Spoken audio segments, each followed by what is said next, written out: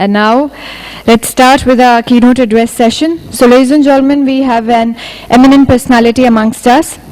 I would request Mr. Manish Tiwari, National Information Security Officer, Microsoft India, to please come on stage and share his viewpoints with us. So, can we have huge round of applause, please?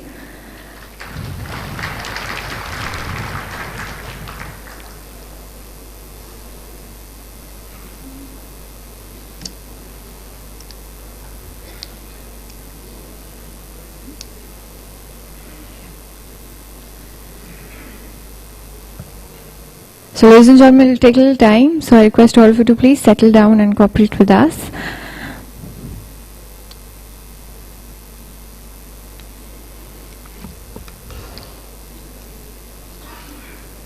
Manish Tiwari with us. Thank you, sir. Thank you so much.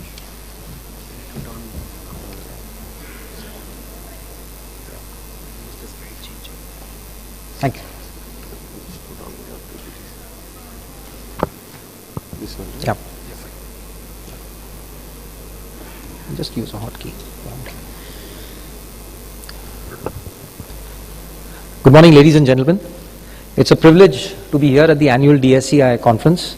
I'm working for Microsoft as the National Information Security Officer, and in the next 15 minutes or so, my endeavor would be to sort of touch upon some 2 or 3 key areas which I feel are extremely relevant to the most important issue that addresses our country today, and that is primarily Digital India. My intention is not to sort of try educating this crowd on Digital India, because obviously I think there's enough which has been spoken about Digital India in print media and also during the session, but primarily to talk about how to sort of transition or how to make Digital India a success, and what is so relevant and critical to this whole concept and this vision around Digital India in a secure manner. So just as a recap, I thought before I start off, because the context in whatever I speak about now in the following slides is all related to primarily Digital India. And primarily Digital India, this term, very nice, I mean, I really love this term which has been phrased to say the 9 pillars of Digital India. So, it's something like the pillars of a temple that we intend to make in the years or the days to come. And as you can see flashed here, all these 9 pillars which together can actually help transform our country, can actually make make this whole process inclusive, so as to benefit a large number of citizens, to increase transparency, to increase operational effectiveness and efficiency. So I mean, I feel that I think not only is it the Prime Minister's vision around Digital India is very, very ambitious, and the fact is it is doable. There is already a lot of effort on ground which is going, but a lot more needs to be put into place so that the vision can translate into reality. Now, I would like to say that at the end of the day, any transition, and I come with 28 years of background in the armed forces, where for more than 20 years I was lucky enough to basically drive cybersecurity as a focused thing in the Indian Navy. We saw the first transition, I would say, in the country in the mid-90s, when we actually saw a huge transition in the Indian Navy to a network-centric Navy, and the effort started in the late 90s, or rather the mid-90s. And I can share with you that any change is very, very difficult to actually, to find acceptance for a change. So there is at times a lot of resistance to change, and it need not necessarily be something which is intentional, but it's the way we as human beings, our processes are is all built, that we have a lot of. So it's like today, can I have a hand in the audience of somebody who still uses a postcard or a snail mail, as we like to say? Oh, wonderful. Great to see that. the postal department will be very happy, although they are also in a transition mode. So we have only one hand in this entire audience. Well, I will confess, I haven't used a mail for donkey's years. And so we talk about a transition having taken place. My dad, who's in the late 70s, is completely uncomfortable with the technology. He doesn't trust it. Bottom line is that he can't use it. He still doesn't trust it. So he comes from that generation. IT returns have to be now done online, and he is dependent upon either me, obviously me, to sort of do certain things. So this whole process of transition is a very important factor is primarily trust. And in this adoption of digital, in the success of digital India, IT risk management and security is going to play a very, very important part. That's where I come in, and that's my focus. We are all professionals, so we have seen this well-flogged, quote, people, process, technology, when it talks about security. But what we forget is people, process, and technology is all about protecting the data. Well, ladies and gentlemen, digital India is all about data. It's all about, at the end of the day, it's about managing a huge amount of data, processing a huge amount of data, analyzing a huge amount of data.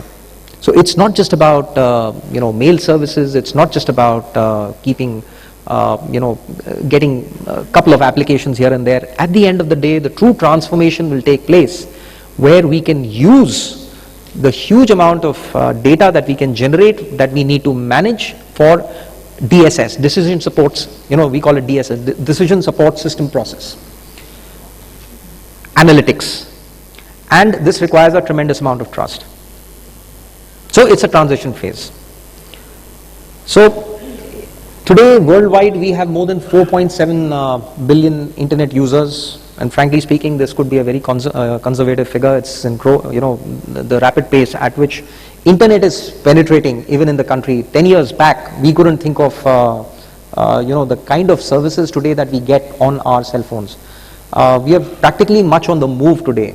India, which is primarily a young country in terms of the average age of the population, is a mobile country today. Everybody wants data now. Everybody wants access now. Everybody wants a facility now. People want to take the decision now, and they want to do so with a high level of information assurance, because most of the users are not really much aware about cybersecurity. They've heard a couple of things. So whatever we do, we need to put that infrastructure in place wherein we primarily are able to push forward the digital India or implement digital India in a secure manner. Now, if you really ask me, having spent so much time with the government, there is an amazing amount of work in terms of policy and infrastructure, whatever is happening. But I truly believe that digital India cannot really succeed unless there is a trusted relationship, truly a trusted relationship between the public and the private sector. It's truly inclusive, it's truly, so a lot of effort is going on, but perhaps we need to do even more.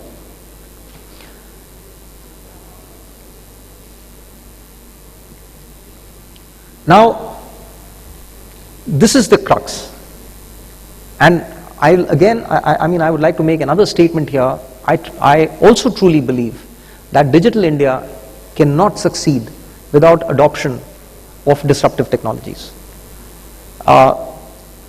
When we talk about cloud is a very large statement. There is so much more which encompasses or comprises of or what we loosely refer to as cloud. It could be big data, it could be big data analytics, it could be a lot of services or applications which are running. The most important thing which this technology does is that it addresses, or rather it helps large organizations, particularly in the public sector, not just the commercial, but in the public sector, to address a huge amount of issues pertaining to their capacity and their capability.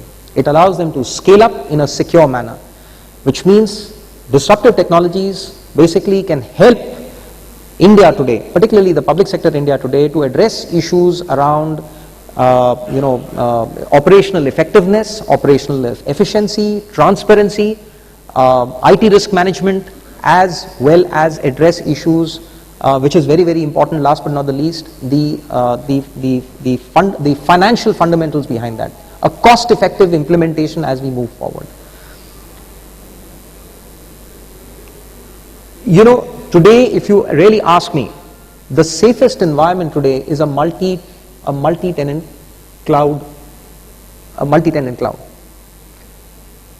primarily because a tremendous amount of effort, a tremendous amount of development activity, a tremendous amount of technical solutions, including machine learning, goes into protecting a public cloud.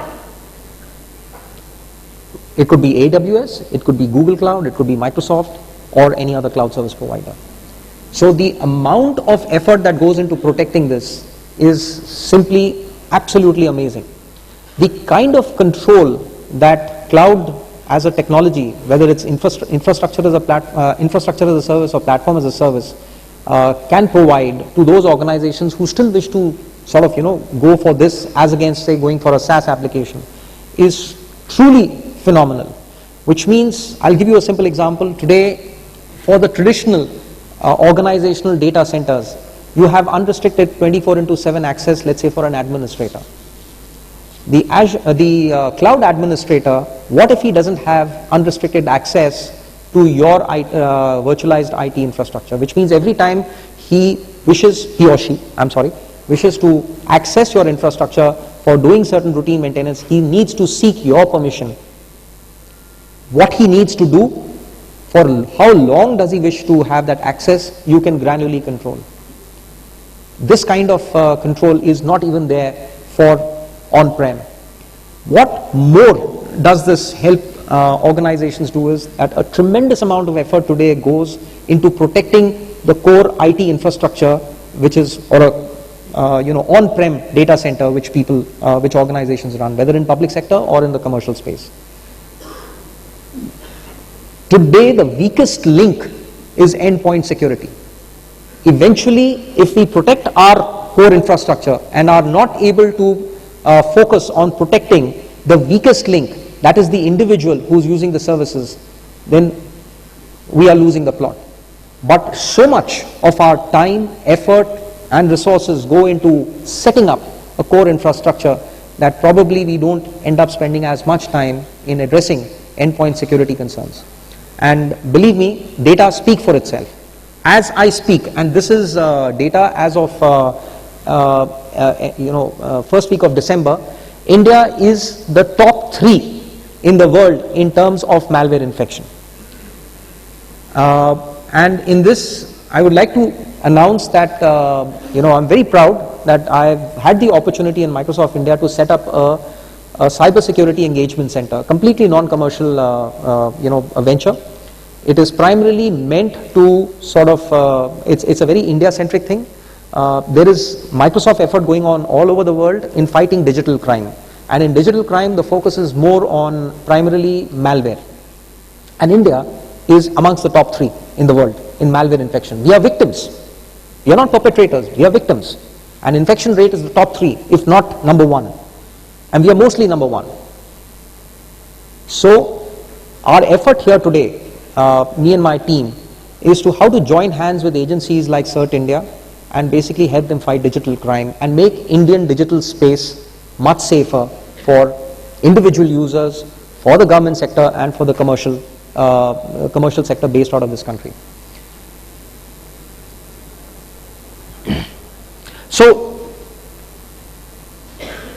I will use the generic term cloud, but having said so, as I mentioned, cloud is a very, very it's a larger term having various components of technologies.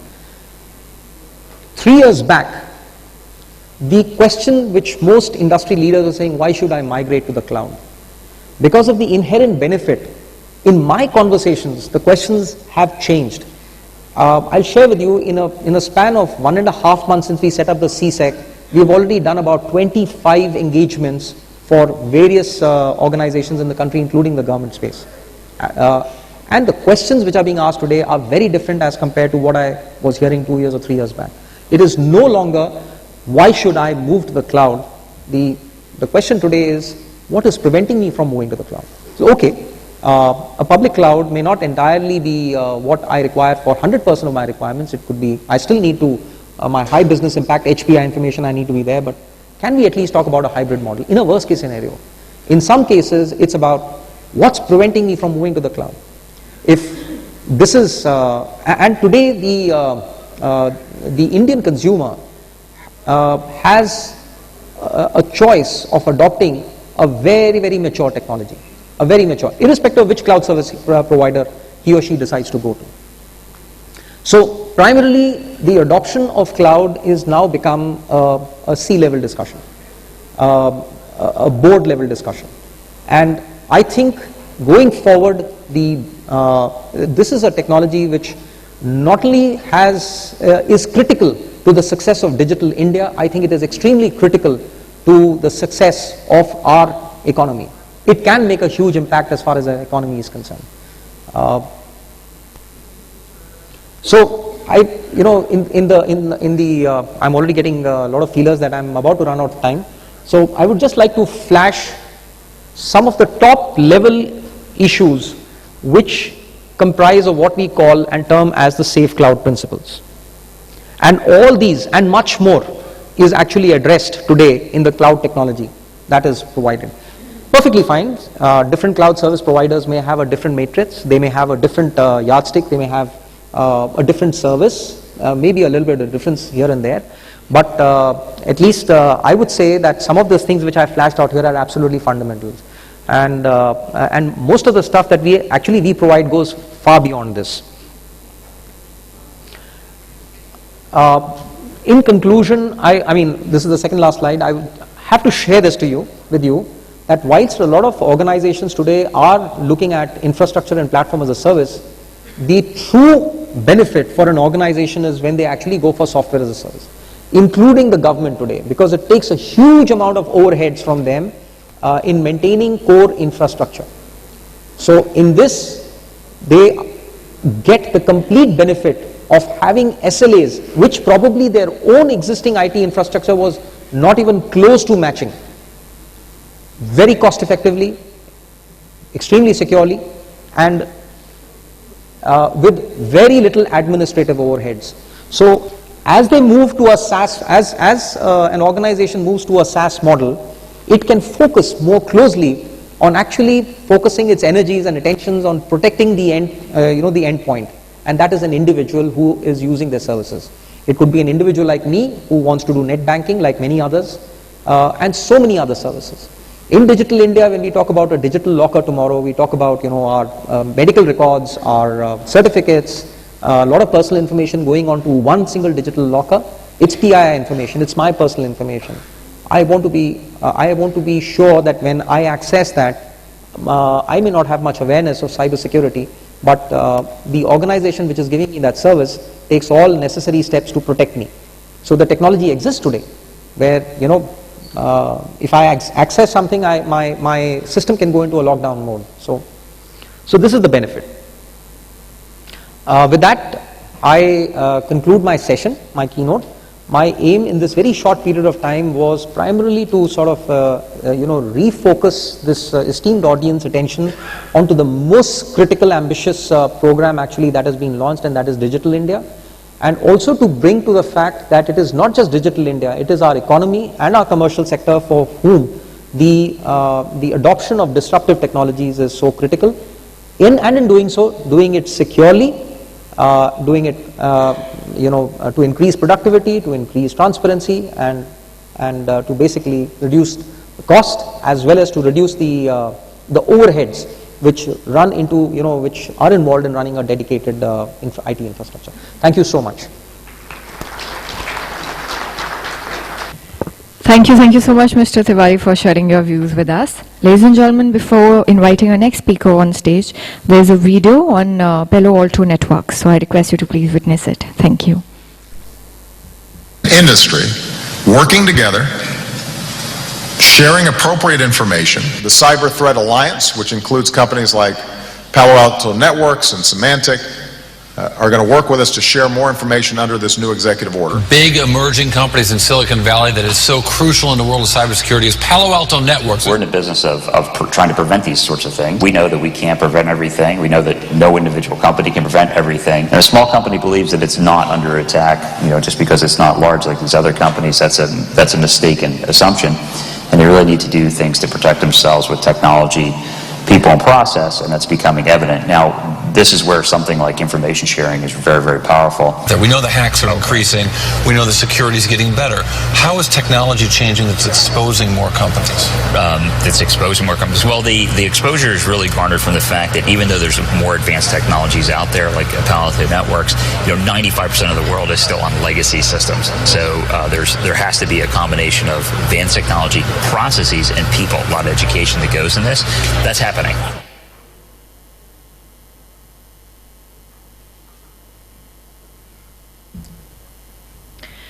So, ladies and gentlemen, government and industry working together can tackle the issues. And to talk further on this, I would like to invite Mr. Riyaz Tambe, Head of Systems Engineering India and SAARC, Palo Alto Networks. He'll be talking on making prevention a reality with power of next generation security platforms. So can we have a huge round of applause for him, please?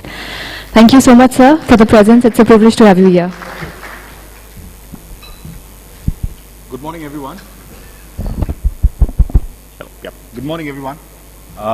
What I'm going to talk about today is prevention. I mean, in the video that we just saw, security today is an important topic for everyone. I mean, governments, industry, everybody's talking about how do we make sure that we are protecting ourselves against these different types of threats, attacks, whatever we call them, right? And our endeavor in this is how do we make sure that we are able to prevent these attacks? How do we make sure that we raise the bar to a level where prevention can or probably may become a reality? We all know there is nothing called as 100% security as of today. Yes, our endeavor is we move in that direction. And more than solutions and products, security, I feel, is more of an approach. It's an approach that everyone has to take, or it's a journey that everyone has to go forward into and make sure that whatever is relevant for us, right, we take that approach and make sure that our environments are completely secure. So what Palo Alto Networks has done is we have taken the approach of prevention. Our approach is how do we make sure that we raise the bar to a level where prevention can be 97, 98, 99%, wherein we make sure that we are able to protect ourselves against all those different evolving levels of threats. Now, before I get into that, and this is something which I know everyone knows. It's not that I'm trying to educate someone here. We all know about what the cyber attack life cycle is. Things like, for example, recons and weaponization and exploitation and delivery of malware and all these different things. Everyone is aware of this. The industry is well aware of these things. But what I want to emphasize on is what has changed. What has changed that these attacks, in spite of having multiple layers of security in every environment, in spite of having the right, the right pieces of security in our environments, the risk keeps on growing, right? And one of the important things that we need to look at is the way we used to design or the way we used to do business. It could be governments, it could be industry, or whatever it is. And if you analyze a few years back, what we depended on was a few protocols. Well, when you talk about digitization, right, important things is we are dependent on certain types of protocols. But the harsh reality today is that we're actually surrounded by a lot of applications, right? We are actually surrounded by a lot of applications to an extent where if any device today connects onto your network, right, and network is important, right? You have to connect, you need connectivity. And the moment you connect something to the network today, the only thing that you access is applications. There is nothing but applications today. By the way, the problem that we're trying to solve is, if I have to make prevention possible, the security layer that we deploy has to first of all understand these applications. Why? Because if a layer of security is blind to these things, there is always this chance where threats can hide within these applications and get in, right? And the issue is, currently the network security layer does not understand applications, it's blind, right? So there's always this risk of things going forward. So what we saw was, when we speak about common traits of environments which have been breached, what we saw was, yes, there's a legacy firewall sitting in place, there's an IPS system sitting in place, and then everyone's talking about day zero malwares, and then identity is being compromised, and then hacks are happening, data is going out, and things like those. Well, there have been a lot of conversations around, what is the impact of breach today? It's a boardroom discussion and all those things. Yes, we all know that. I mean, it's been spoken for a long time. But the important thing is, how do we stop it? How do we make sure that we can prevent to a level? I'll emphasize again, we know as a company that there is nothing called as 100% security. But what we want to make sure is raise the bar to a level where we are making sure that we can protect ourselves against those things and have a proper system in place to protect ourselves. That's the thing. So the other important aspect that I want to call out here is, in our endeavor to make sure that we have prevention, it is also important to make sure that we inspect everything. And the reason I put this thing up here is, majority of our applications and the majority of our business applications, rather, which our businesses depend on today, it could be government, it could be industry, or whatever it is, we have the percentage of traffic which is now SSL has gone up. Now, this is a very common problem. Why do I call this out? It's mainly because we all know we use SSL for our own security. We want to make sure that things are secure for us. But, based on the research that we have our own research team called Unit 42, and based on our research, what we've seen is, one of the common traits of a malware in the process of exfiltrating data out is they will make sure that the channel is encrypted. Nobody can see it, right? And the problem is, the systems that we have today, right, cannot scan these things. They're blind, which means if traffic is going out using an encrypted channel, nobody can see it. And that's one of the prime reasons why, data goes out. And there is another phase to it. When you talk about SSL, I'm not sure if the audience I'm sure, audiences, the esteemed audience today is well aware of these things, but I just want to call out things like, Aurora, Poison Ivy, more recently Angler, all these different things which are out there. They use SSL for their own communication. And by the way, these are all RAT tools. RAT, what I mean is remote administration tools, right? Which actually take data out, right? Now, it's important to make sure that we scan these things. It's important to make sure that we inspect these things, to make sure that we can prevent these types of threats. So as I said, today the reality is that we just don't need to detect. It is important to prevent ourselves against. And prevent where? In this world of mobility, right? It is important that I protect myself. Security needs to be there at the mobile device also. By the way, just a question: which is the most compromised operating system which was the most compromised operating system in the year 2015? Any guesses? iOS.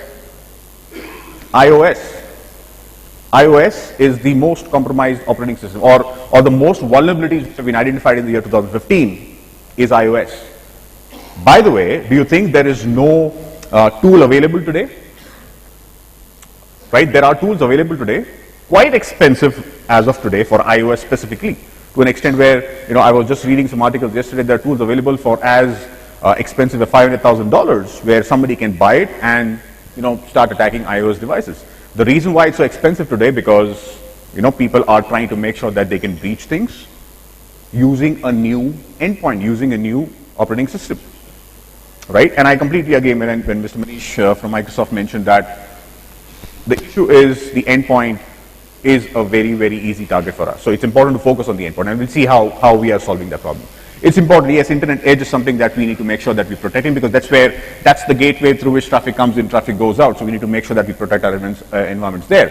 One other important aspect is lateral movement within the LAN, whether we like it or not, right?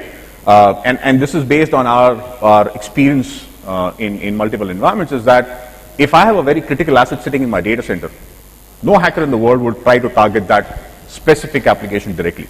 What he's going to do is trying to find the weakest link. And that weakest link could be the machine of the receptionist sitting in the environment. That's a possibility, right? So I infect that machine, do a lateral movement, try to reach my target. That's how it is. So it's important to look at things within your own environment, right? Our data centers, and more our data centers have become virtualized. Now, in a virtual world where there's no physical devices, how do I make sure that I can prevent myself against these types of threats in a virtual environment where traffic is all east-west? Yes, we talk about north-south traffic, but what about east-west? What if something is already inside and I have no visibility? The challenge that we have is there is no visibility. Visibility, so it's like this, if I don't know there's an adversary out there, I cannot take any action on it. So I need to know of these things. So virtual environments, and especially hybrid environments, have become a big problem. For example, shadow IT also is a big problem today, right? Whether we like it or not, since we have so many different processes within our environments today, shadow IT is becoming a reality, is in fact a reality. We like it or not? Well, the CISO or the CIO will tell you, no, we don't like it. But what do? How do we take care of that, right? So hybrid environments have become more and more popular. It could be a private environment, right? It could be a public cloud environment, or it could be something like whatever, it could be hybrid, right? So these are the things, and so our endeavor as a company is to make sure that how can we make sure that we've got systems in place, a platform in place which can protect and prevent these types of threats. So the pillars that the three main principles that we work on is, first of all, visibility. If I don't have visibility, I cannot stop it. I need to know of things, right? Analytics, data. Data is the key. I need to have the right level of data to make sure that I protect myself. I need to know what I need to protect myself against. Segmentation is important. Yes, it's important to make sure that we have the right level of segmentation so that when things or traffics or users or whatever it is, when they're crossing between layers, there is right level of segmentation. And then threat prevention. That's the key. And when we say threat prevention against what types of threats? Threat prevention against types of known and unknown threats. Threats which are already known, threats which are unknown, and using techniques which can help us do this. And those have to be very disruptive, and I'll talk about these things. It's a very disruptive approach that we've taken. So what we've done is, we came up with this next generation security platform, right? And what does this platform comprise of? Three main important things. First, we started with the next generation firewall, which is our intelligence on the network. It's all about intelligence, right? And why network first? The reason is, everything is connected to the network. Network is the place which sees everything. So it's important to see what's happening on the network. So that's why we came up with the next generation firewall, which is the network portion. Now, as we all know, the weakest link on our networks is the endpoint. The data lies on the endpoint, right? So it's important to make sure that we also protect our endpoints. And that's where we came up with a next generation endpoint security system. We call it traps, right? It's called traps. And that's what we're focusing on. So what we do is, we want to make sure that we take intelligence from the network, we take intelligence from the endpoint, correlate it, right? Make sense, identify the needle in the haystack. Because there can be a lot of logs, there can be a lot of data coming out, right? So making sure that network has the right visibility, making sure the endpoint knows everything, and then we correlate information and build our own threat intelligence. And if I have to prevent myself against threats, intel is very important. When I say intel, intelligence is very important, right? So, in the way that we do it is, as far as the network is concerned, is we believe in something called as safely enabling applications. And why do I harp on this term called applications? Because applications, we are surrounded by applications. Today, when you access something on a mobile device, you don't access a URL. You don't access an IP address, you access applications. And the same thing is happening on desktops also. When you connect to maybe a Salesforce.com, or maybe the e-governance applications that we're talking about, those are applications. Those are not URLs. Those are not IP addresses. So it's important to make sure that we protect protect ourselves by identifying these applications. So we believe in something called a safely enabling applications. What do I mean by that? Have the right visibility of things. I'll share some of my experiences. When we do a lot of evals and we do a lot of implementations, we see that there is so much traffic that people don't believe it exists in our network. A very simple example of that is BitTorrent. I'm just giving a very, very simple scenario. BitTorrent, everyone knows of it, but the existence of BitTorrent in an environment like a banking environment, that's not common. And when we give that visibility to banks say, oh, I never knew BitTorrent existed. Why is there a need for BitTorrent to be there in a banking environment? There's no need. Things like those, a very simple example which I gave, right? We see a lot of anonymizers growing in numbers. ZenMates, UltraSurf, Tor, all these things. Simple. What are we trying to do? People are trying to bypass their existing layers of security. Same way, if that layer of security is bypassed, right, there is always this risk of data going out. So it's important to safely enabling applications, right, and make sure that we only allow those legitimate applications in your environment. Also important is have the visibility of users. What types of users? Who are those users? Can I define policy for users? And when I say define policies for users, what I mean is have a contextual information, contextual policy. When I say contextual, it could be things like who the user is, what types of application, what types of data, what types of files, right? What types of threats, what types of threat policies do I need, and all those different things. That's proper context, right? That's the key. And remove threats. That's the main thing. If I have to prevent myself against things, I need intelligence. I need the right level of inspection for all different types of threats. And I'll again emphasize known and unknown threats, right? And that's an approach that we've taken. So we need to make sure that we reduce our risk by facilitating access. We have to provide access. Whether we like it or not, we cannot say everything should be blocked. Gone are the days when we say block everything. Because if we want our people to be productive, we have to give them access. But the whole point is, the challenge that IT has today is, okay, I have to give access, but can I control it? Can I make sure that it's secure? That's our endeavor. So that's why we say safely enabling applications. Safely enabling, not blocking. Right? That's the key. Threat prevention, the most important thing. Again, the way we provide visibility of applications, it's also important to provide visibility of threats. Threats coming from where? Threats coming from any type of application. It could be something which is a business application. It could be something which is an application in-house developed. Something which is customized for your own environment. A custom application, right? Or it could be a social networking application. People are talking about social media and everything. So, all those different types of things. And identifying those pieces of information which are malicious, those communications which are malicious, using techniques for it, and making sure that threat prevention becomes a reality. Now, as we gather information, there's lots of things that we do. Wildfire, URL, dynamic DNS, third-party feeds, all those different. There are different ways by which we gather information on the networks and on the endpoint. So what we do is, using a platform, we collect a lot of information and correlate it, right? Information can come to us through the network. Information, a lot of key information comes to us from our endpoint systems. Why? Because that's where the real data and the real target, those are the real targets. We see, everybody talks about a lot of data. And I don't deny it. Why? Because there have been companies in the industry for a long time. But the important thing to note is, as I said, it's important to identify the needle in the haystack. There could be a lot of data. What we are trying to do is identify that relevant piece of information which is specific to my environment. So what we've seen is, we see almost like 30,000 unique day zero malwares on a daily basis. I'm not saying we see a lot of threats. We see unique day zero malwares, never seen in the wild, never seen before, things like those. And what we do is, using our service, we have a new service called Autofocus. What we do is, we correlate that information. For example, if we see a threat in your environment, where did the threat come from? Is there a specific campaign targeted against you?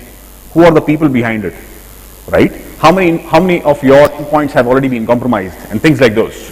So we correlate that information for using Autofocus. That's what we do. Then, as I said, the next part of our platform is our endpoint. Now, the important thing is, what do we mean by this advanced endpoint protection? And why do we need it? What's so different about it? Are we an AV system? Is it an antivirus system that we have, or something of that sort? Well, not really. What we're trying to say is, it's not that endpoints today don't have security. They have. There is some endpoint security solution already sitting. But in spite of having those systems in place, threats still go through. Why? Because what we are doing is, there are so many different types of viruses and malwares that the AV industry keeps on identifying. But that's a more reactive approach. I can come up with a signature for something which I know of. But in this world of day zeros, right, it's difficult. It's a reactive approach. I cannot, if I need to create a signature for something, I need to know of it. If I don't know of it, I can't create a signature for it. So depending on a signature-based technology does not make sense. So what we did was, we came up with this unique thing called signatures. We have a solution called Traps, which is mainly a signature-less solution. And the way it works is, instead of focusing on malwares and viruses, right, we focus on exploits. And if you see the attack lifecycle, which everyone knows of it here, in an attack lifecycle, what happens is, the first thing that happens is, let's find something which is weak. Let's find a vulnerability and use an exploit against it. Now, when I talk about exploits, I'm talking about techniques here. For example, techniques could be like heap sprays, could be DLL injections, could be memory hijacks. Now, these are specifically unique things which AV systems will not scan. any other endpoint system will not scan for. So what we do is we do exploit prevention. Traps as a solution can identify those exploits and prevent it. It does not make it, it does not let it work. Because a malware, dropping a malware ultimately is the end result of a successful exploit. If I block the exploit well in advance, the malware becomes useless. And then give you all those details to a level where we also give you information of memory dumps. That's the most crucial piece of information when you do, when you want to identify what's wrong.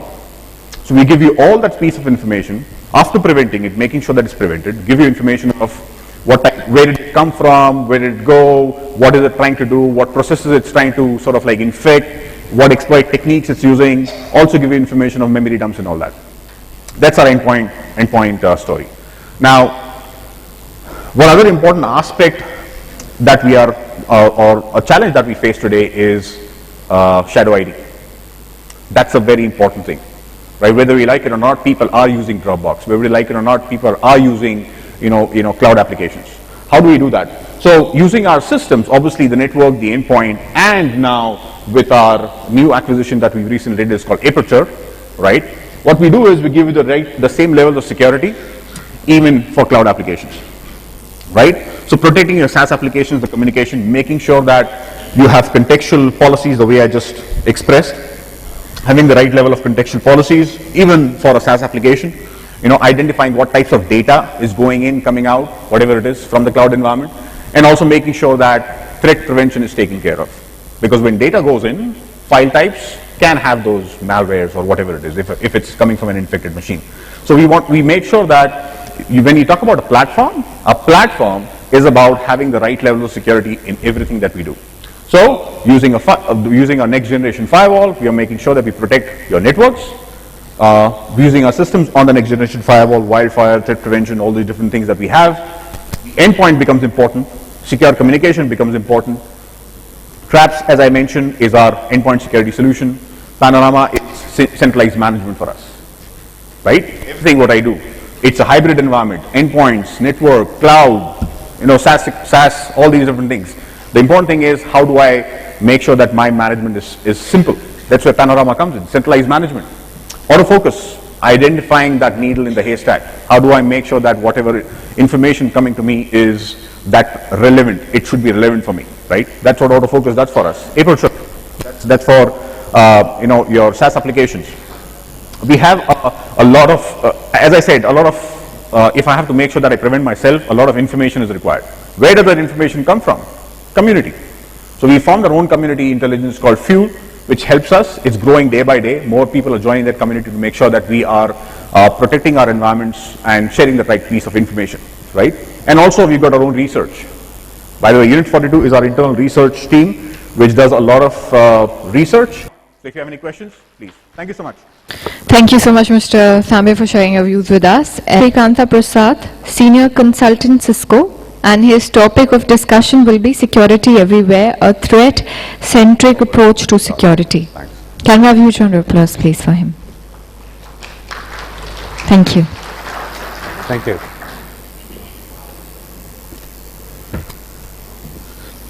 That was scary, isn't it? So I have 3 short stories to share with you, and we'll have a moral of the story at the end of every story.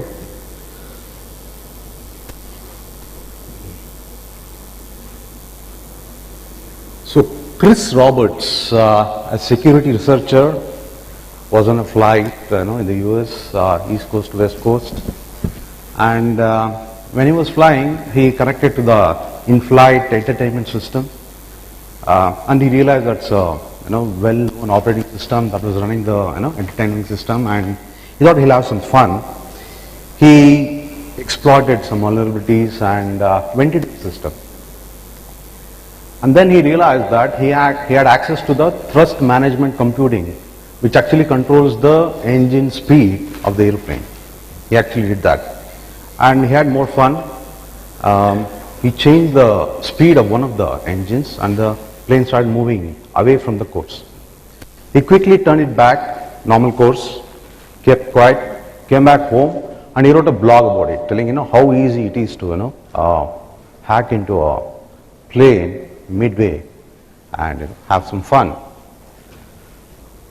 So this is one of the busiest airports in US. I don't want to name the state. So they had a fresh, ATC, air traffic controller system deployed. And one day, one of the ATC's controllers keyed in the altitude of a drone. So that's a commercial airport, and a drone came in and he keyed in the altitude as 65,000 feet. Whereas commercial flights, they fly at 35 to 40,000 feet. And immediately the system went to a meltdown. It started computing different flight paths and ran out of memory, and the whole system crashed. Airport shut down for 3 hours. So what's the moral of the story? Don't fly. Well, I can do that, but on a serious note, what it exposes is that the inherent flaws of these systems that we rely upon to run our daily lives. So these guys were good guys, they didn't actually exploit it for their own benefits. But not everybody is so good-hearted, large-hearted. People want to take money out of some inherent vulnerability in the system, wherever it is. And if you see, the percentage that, data speaks for itself. So we've seen how cybercrime has increased over a period of time, how it's become more sophisticated and getting more and more threatening. And if you want to actually launch an attack, there are a lot of flavors available, right from DDoS service, mobile malware, $150. Then if you want to send a spam mail for 500,000 mails, you pay $50 and you get a kit. So if I have to collect Facebook accounts with 15 friends, I'll get $1 per account. And if I pay $50 and if I spam all of you guys here, I can easily make $150. Good return on investment. So that's the reality we're talking about. And the cybercrime scenario is getting more and more lucrative. It is going to hit close to $1 trillion according to some surveys. Also, the nature of these breaches have changed big time. And again, this is a Verizon report. If you see the time to get compromised is basically very, very less. 84% of the attacks got manifested within hours. So in spite of having so many layers of security, we've been talking about security solutions. So it's it takes very less time for somebody to come into your network. But from compromise to discovery, the time, the golden hour for hackers, where they are inside your network and you don't know about it. So that took months. So these guys had a free run in your network, in your infrastructure for months together, doing what they wanted to do. And even more worrying is from discovery to containment. You know that you've been compromised, you know something bad is happening, but you don't know what to do, where to start. That takes months after you know that you've been compromised. So the reality is that we get attacked very fast, very easily, but to come out of that, come back to normal business takes a lot of time and effort and pain. Why is that?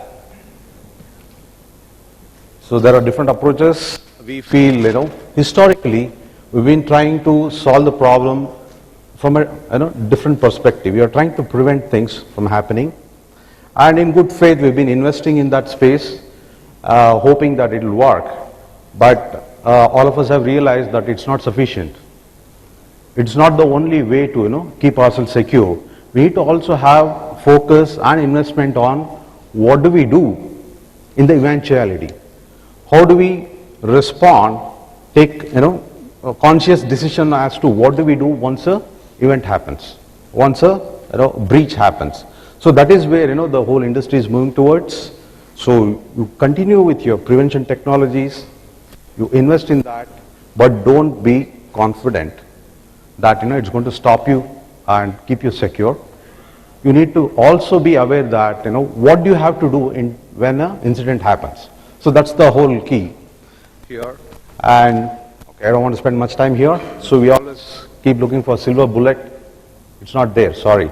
That's a myth. So this is the second story. Joe, he's a CFO, he goes to his vacation, well-earned, vacation, and he's in the airport. And all of us, just like all of us do, he tries to access his email from the airport Wi-Fi. And he sees an email in his inbox. The email comes from his resort where he is going.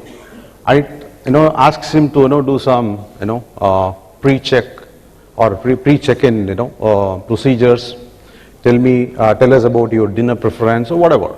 So that's a seemingly, innocuous mail, and there's already a trust built into this because Joe is going there. So he has no reason to believe that this is a malicious mail or this mail is sent for some malicious, purpose. So he goes and he, clicks on the link where he is supposed to, give the feedback. Then a video starts playing. What Joe doesn't know is that in the background there's a flash-based, malware that gets downloaded onto his computer, and that gets into action, and it starts, harvesting his credentials, passwords, and all that things that are important for Joe and also for the hacker. He gets infected. So what's the moral of the story here? I like this moral. Don't work when you're on vacation. And I really so, but we can't do that, So we are tuned to, work, and of course it's not only about work, it could be on his personal ID also. So the exposure to these kind of attacks is already there, it's always there. So let us do a replay with a different type of, protection mechanisms.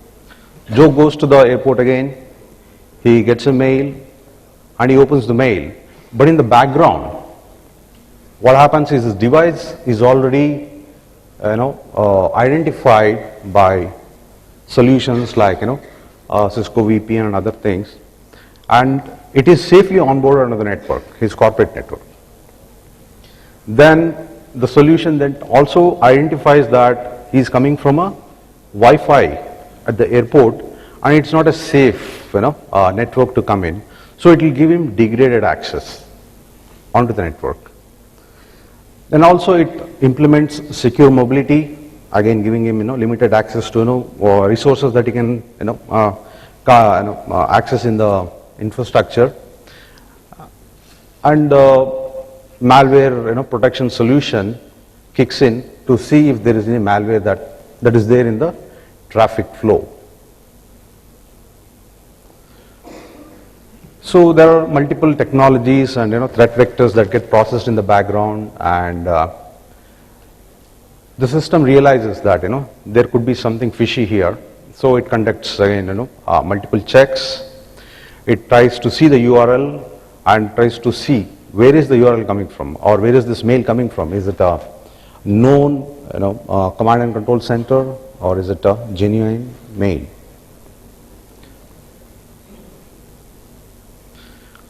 So though Joe then clicks on the site, the video plays, but as soon as the flash-based malware tries to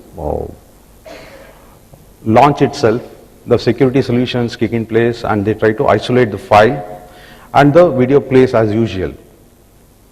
So Joe goes to holiday, and because he's protected in the background, so files are registered, they're checked and evaluated for the reputation.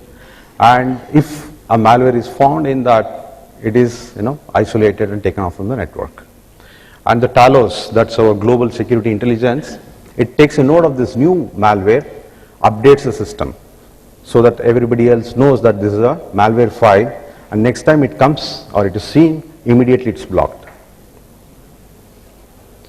So Joe comes back from his vacation, everything is good, but there could be a malware which even Talos has not seen, day zero malware. So even Talos couldn't recognize that, and Talos couldn't block it. It is there sleeping in the device that Joe has accessed. Joe brings back the device into the network, and now all the prevention, perimeter, security solutions have been bypassed. So he's got a malware from external and is inside the network. So it's got a free run. And after a couple of weeks or months, the malware, which is programmed to detonate, it gets into action and starts exhibiting anomalous behavior. So the retrospective security of Cisco solutions, which keeps a track of how files behave, how the behavior changes, we will immediately identify this, and it will start monitoring the behavior, then checks back to the cloud, saying whether this file is trying to contact the command and control center, whether it's a known file, whether that particular URL that it is trying to contact is a known offender. So all these things happen in the background, and there is a decision taken whether to block the traffic, clean up the file, or take Joe off the network. So there are multiple options given to the organization how to handle this kind of a behavior. So in the background, you can see so many things in motion. It could be your email security, it could be your web security, it could be your device management, user management, advanced malware, NG-IPS. So all these things work in tandem to ensure that the background checks are continuously happening. It's not just a point in time detection that happens and we forget about what happens later. And we can also trace what the file does. Where did it go from Joe's laptop to John's laptop to Mark's laptop? So this is how continuous security, retrospective security kicks into place and ensures that even in the eventuality of malware or any incident happening, how quickly you can come back to normalcy, scope the incident, and isolate the problem. So that's achieved by having a different approach to security, where you divide the whole attack continuum into different phases. What do you do in the before phase? How do you harden your systems? How do you ensure that you have the right policies in place? So that's your before. Then in the course of an attack, how do you quickly detect that it is a threat or an attack? Do you have the enough intelligence to do that? And how do you block it so that you can defend yourself from the attack in progress? Well, as we have seen, all these two phases fail mostly, and that is where the after phase comes in. That's typically your postmortem phase. So we can't ignore that. In today's scenario, that's a reality, and that is where your after phase comes, your retrospective security comes in, so that you are able to identify who are the offending machines, the hosts, the users, how quickly you can identify them, logically group them, and start your cleanup process. That's where before, during, and after a holistic, complete approach to security, wherein you have different layers and different phases of security to ensure that the whole organization has got a better security posture. It's not that any network or organization is foolproof, but assuming that there is going to be incident, there is going to be such outbreaks, how quickly you are equipped to respond to these incidents and take corrective action quickly is what defines the success of any security solution. So this is it could be web security, cloud based, it could be email. So there are different channels of malware infection. So you'll have to cover all the channels. So today we are talking about cloud access, where you have applications and your enterprise data posting on the cloud. So how do you know that that channel is also not getting infected? So we have to cover the whole a gamut of access and channels, and that's how we feel Cisco that you can have a better security approach and improve the security. So moral of the story, I'll tell you outside when we meet and during lunch. Thank you. Thank you so much, Mr. Prasad, for sharing a complete and holistic approach to security. And now let's move on. Our next speaker of the session is Mr. Satinder Singh, Director, Technology, India and SAARC, FireEye Cybersecurity. Welcome, sir. It's a privilege to have you here. securing cyber frontier. I think it's a very, very dynamic and a rapidly evolving topic. I'm not going to spend much time speaking about some of the cliche statements that have already been made about the impact of a breach. There was a story that my friend from Cisco was talking about from the aircraft. Let me bring an example from the land. If you see this picture, you probably would be guessing what I'm going to be talking about. This is Eiffel Tower. This is France. And this is a statement from a very well-known thought leader and a journalist from France, which goes on to make a statement that 48 hours before the actual attack took place, there was a cyber attack on France vigilance systems. 48 hours before the attack took place, there was a cyber attack. This further got corroborated next day when the British finance minister went on the record when increasing the budget overlays for cybersecurity, recognizing that cybersecurity can compromise lives of their citizens. So look at enormity of the situation. When we, and you start, analyzing this within your environments, there are, working with thought leaders like you, there are two set of opinions that emerge. Opinion number one is probability oriented. It says, so what is the probability of someone compromising my network? Why would the attacker do so? The second opinion is more on the impact. That opinion states it's not about probability of an event, it is about the impact if that event had to happen. Both these opinions have their own pros and cons. I'm not going to get into details of which one is good. I'll probably have you make that decision.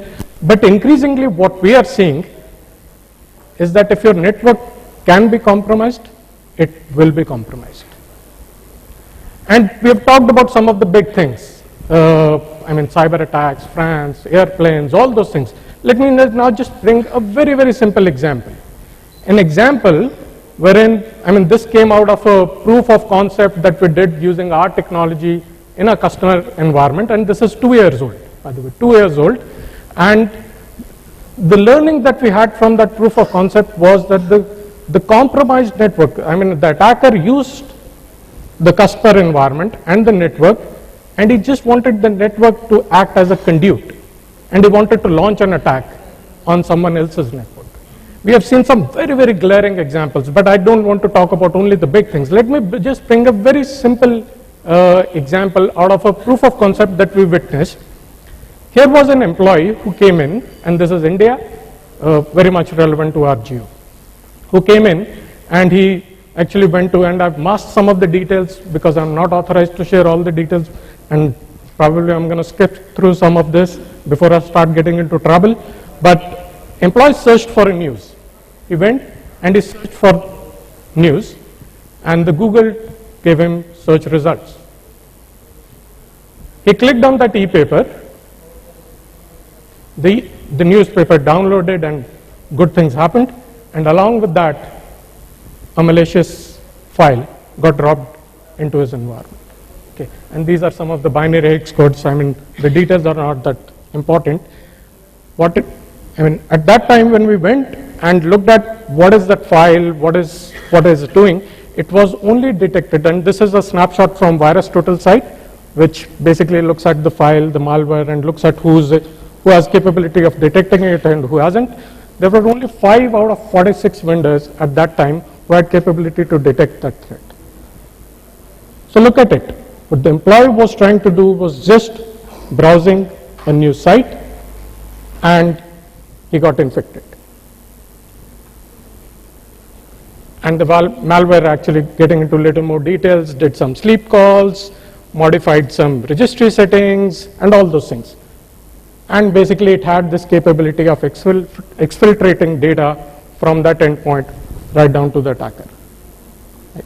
The newspaper is a very well-known newspaper in India, was not even aware that their platform is being used to do malicious things. Right? So it's not about only your network, it's about whether you are protected enough, whether you're being used as a conduit or not. So this is from, the point I'm trying to make is a point that has been made by previous 2 speakers, which is signatures alone do not solve this problem. When you look at the technology aspect of it, signature-based technologies are not sufficient. There was a comment made by Mr. Pawar which kind of caught my attention, wherein he says what he believed, that the thought leadership lies with the attacker. We are just reacting. If you are deploying signature-based technology, probably his statement is absolutely right.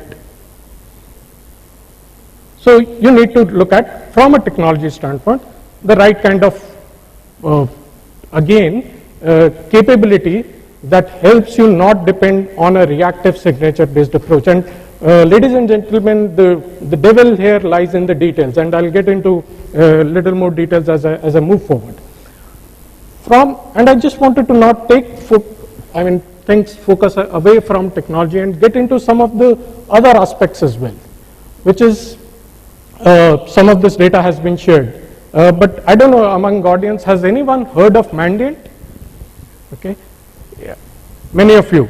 So for the ones who are not aware of Mandiant, you look at all the high-profile breaches that have happened in the last 2-3 years. And so the organizations that got breached, whom did they turn to for help? Mandiant was the organization. In fact, something as recent as 2 weeks back, in Asia Pacific, in Hong Kong, there was a breach, and Mandiant was called in to help the customer. So Mandiant, based on the work that they're doing, they publish a report called M-Trends. Let me share some data from that M-Trends report.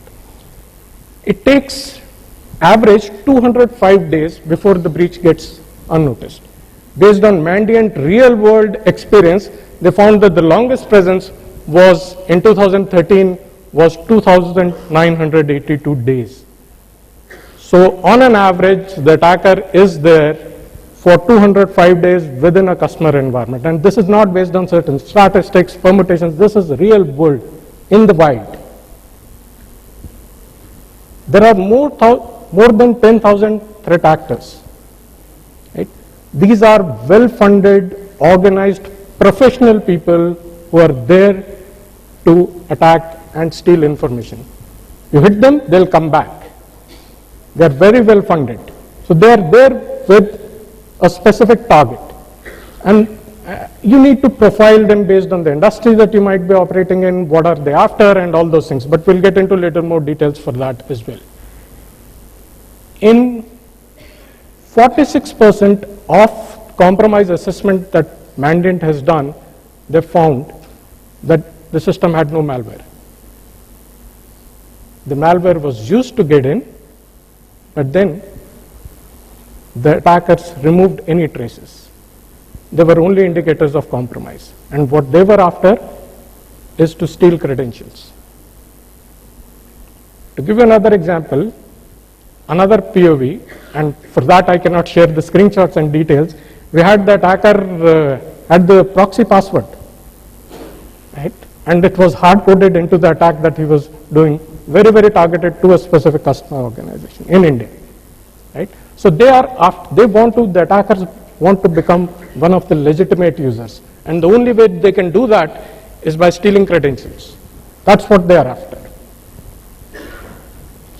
So from a solution standpoint, we at FireEye believe that you need an adaptive defense approach, which consists of, to our opinion, 3 things: technology, intelligence, and expertise.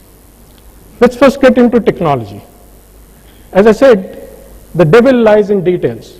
So what FireEye has patented is a multi-vector execution engine. I'll not spend too much details, but there is a FireEye booth outside, and we'll be happy to get into more detailed conversations. But essentially what we allow, or what the flexibility that we give to our customers, is capability of detecting both known and unknown threats that can come from multiple vectors like mobile, web, email, or even file repositories that are multi-flow. They do not come as one specific malware file. They come in multiple stages. And while doing that, also allowing you to block those threats as and when we detect them. Okay, so which is about your quick response. From an intelligence standpoint, I don't want to stand here and boast about billions of things that we do and samples that we analyze and everything. We do all of that. Okay, but I just want to quote this figure, which is in last 3 years, there have been 40 zero-day vulnerabilities that have been discovered and posted on for public consumption. Out of those 40, 22 have been detected by FireEye. That's the real world example that I'm giving. The last one is again expertise. Mandiant is a FireEye company today. Mandiant is part of FireEye. So what Mandiant allows you to do is basically give you a variety of services. The most common one that Mandiant is known for is compromise assessment. I am breached. The customer says, I am breached. I had all those technologies and everything. Please come and help me. Mandiant is very popular for that. Okay. But Mandiant can also help you in doing compromise assessment, vulnerability assessment, and actually readiness programs that helps you understand that are you prepared enough. In fact, there is a customer who's coming and talking to us and he says, look, I have this technology, I'm going to launch new services and everything. Can you come and help me? Is my network protected right now or not? Okay. Those are the kind of services that Mandiant can be helping you with. It has been a fairly long day till now, but if I just have to, out of these 15 minutes, if I just want you to remember 3 things, there's still, you can still defeat the bad guys. Absolutely. 2, technology is an important element, very important element. The devil lies in details. And the third one is that breaches are still inevitable. So your capability of reacting to them, which is intelligence expertise, is also fairly critical as you look at the right kind of a security posture for your environment. So we would be happy to share more details. There are FireEye people, my colleagues who are there, will be happy to get into more detailed conversation with you. So thank you.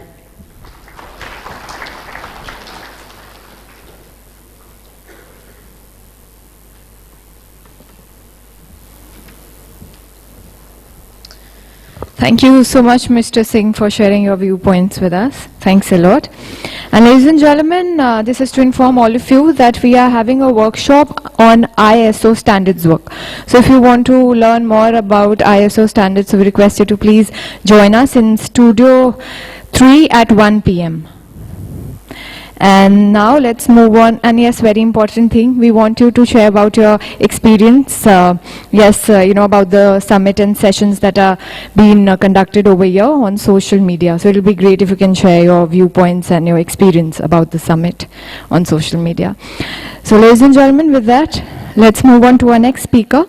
I would like to invite Mr. Sanjiv Das, DMST India Region 3M, to please come on the stage and share his viewpoints with us. Thank you so much. Hi, good morning, ladies and gentlemen.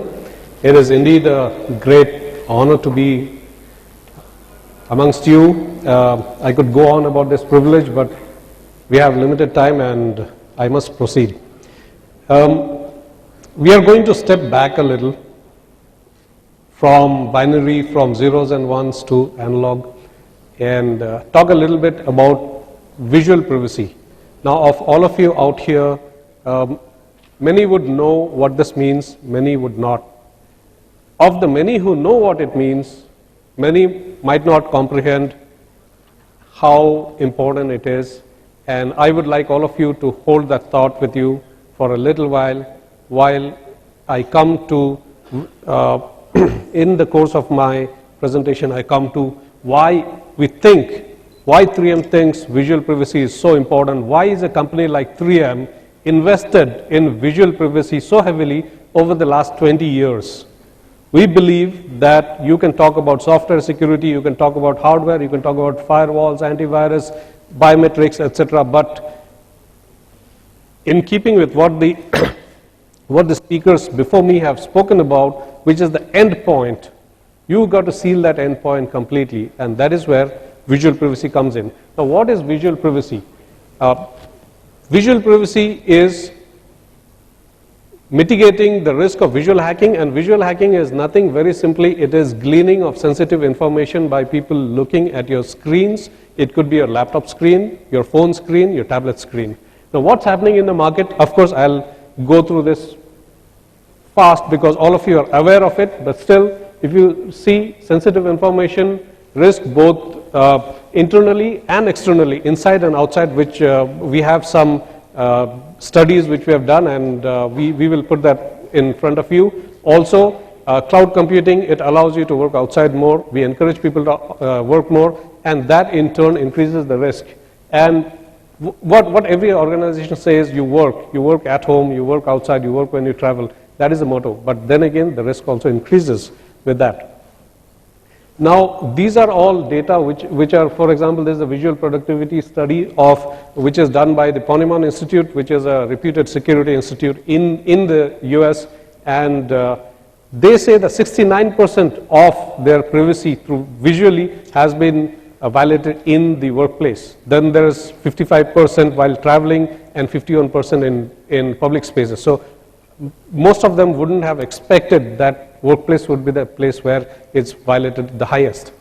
Now, also the devices that we have, there are changes in the devices. Earlier, a laptop used to last on battery for 2 hours. Now you can make a laptop last for up to 6 hours, 7 hours. So you can work more outside, and that also increases the risk. Now if you see, 46% of cloud users have said that a major reason they use cloud is because they like being able to access it outside. Very simple. Work outside, also risk increases. As compared to in the 1990s, where the data says that 2% of the population used to take work out of office. Now 2/3, 66% take work outside of office. That is also an increase in risk.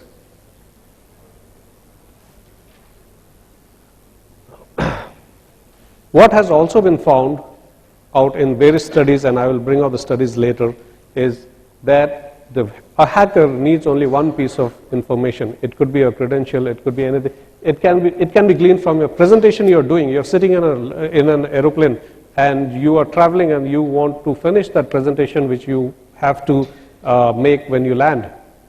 And that is one time when somebody can look at your screen and get one bit of information out of that. Similarly, design documents, any other classified documents, it can be correspondence, it can be information about customers, it can be your company balance sheet. Somebody just needs to have one look at your balance sheet to know whether you're in black or white, and that could mean a lot.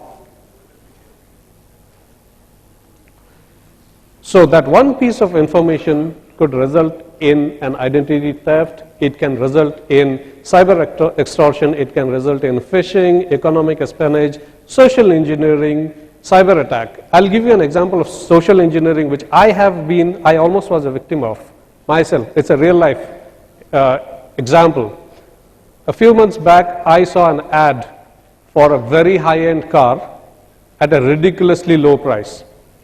And the advertiser mentioned that he was an employee of a very renowned IT company based out of Bombay, and that he also mentioned his employee number, the department he was working in, and also he mentioned that he is already offshore and the vehicle is lying in a garage in Bombay, and you just pay some token advance and then you go see the vehicle and pick it up. And I happen to know somebody else working in the same company, and I asked that guy, does this guy work in your company? And he said, yes. This guy does work in the company, this is his ID, etc., etc. He is actually abroad right now. But the surprising thing is, the vehicle was not his. So he almost had me. And similarly, he would have, the guys, not he, the guys who did this almost had me, and they might have had many more people like this.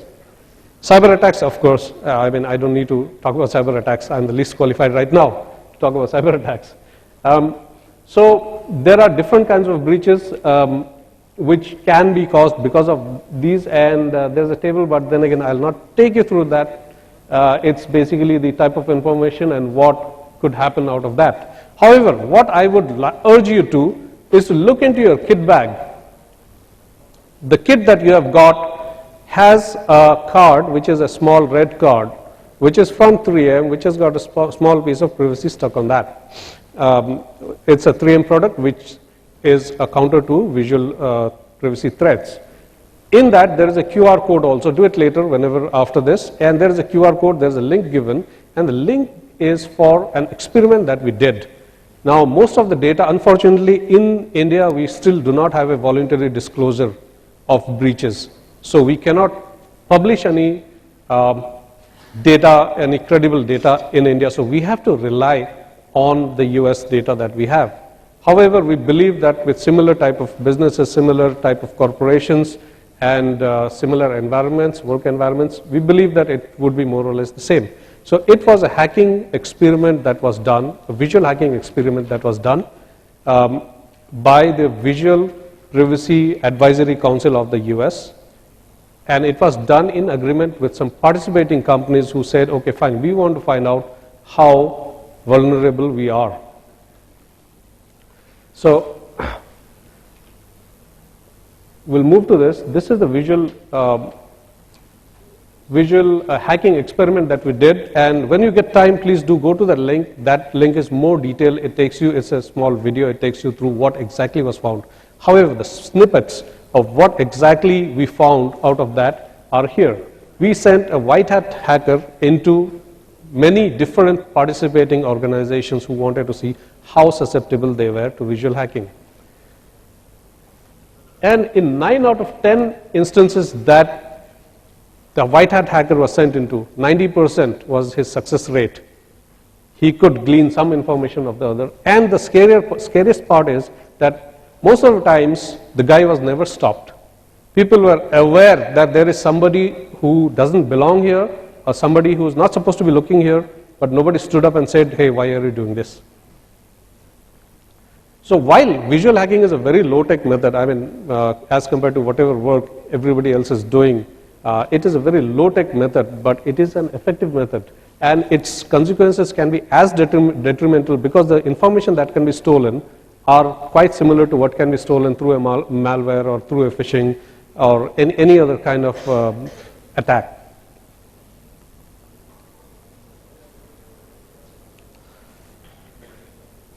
It took less than 15 minutes in almost half of the cases. In 15 minutes, the guy was in and out with lots of sensitive information.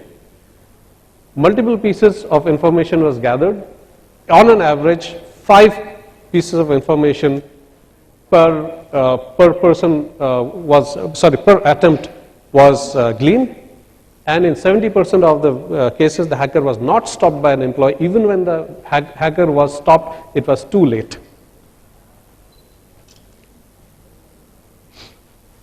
So again, it's back to the same thing. How, I mean, again, you're the experts, and we do not need to be telling you how that information can be used in what bad ways it can be used.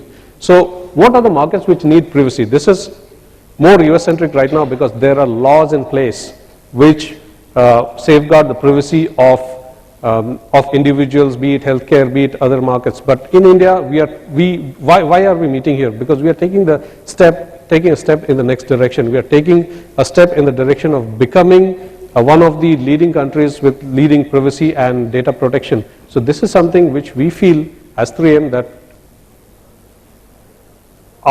that we have to address in India. So finance and consulting firms, which actually are one of the highest adopters in India of visual privacy, visual security methods, if I may say. Healthcare, of course, that is very low in India because even though, for example, medical transcription companies in India, there are so many, they're required to conform to HIPAA. But this part, the visual privacy part, they are, most of the times they're not aware that they have to do something like that. Whereas if you walk into a hospital in the US, you will always find visual privacy methods or visual security methods being adopted across. Enterprise and mobile, of course, IT, ITES, and education and government. So the solution that we provide is something which we have on display outside.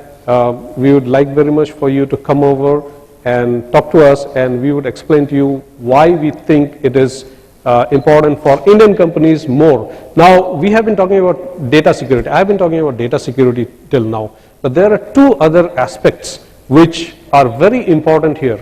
For example, you have employees who are not very sensible. They do not care where they work. They want to get their work finished. So they might be sitting in an airport, they might be opening the laptop, they might be working. People are looking into that, they say, okay, fine, it's all right, I just need to finish my work. And your data gets stolen.